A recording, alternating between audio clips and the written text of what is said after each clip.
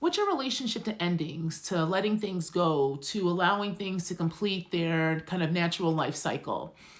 That's the kind of orientating question to me that Pluto is asking all of us as the planet makes its way into its last degree at 29 in the sign of Capricorn before it makes its way into Aquarius next year, where it'll stay for the next 20 years. Now, in Capricorn, the past 15 odd years, we have had to face the reality of the life cycle of governing systems and structures. Capricorn ruling governance, structures, and systems like nation states and the different ways that those states are being governed by people in power. Power itself and politics, right?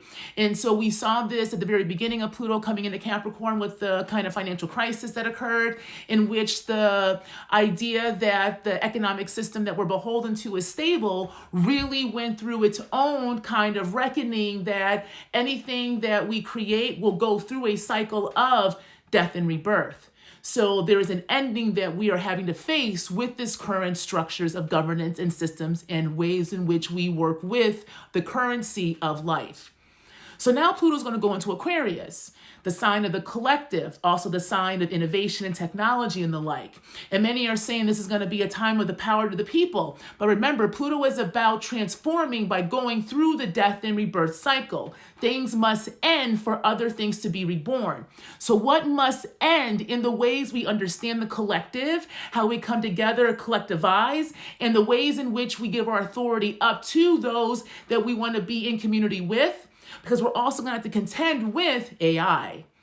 So the idea that we are just going to give power back to the people, we can learn from the past 250 years of what Pluto was in Aquarius before, when we saw revolutions occurring, but the aftermath of those revolutions led us to these systems and structures that now are crumbling at our feet. So then the collective is going to have to face a reckoning of what needs to end so that we can begin again.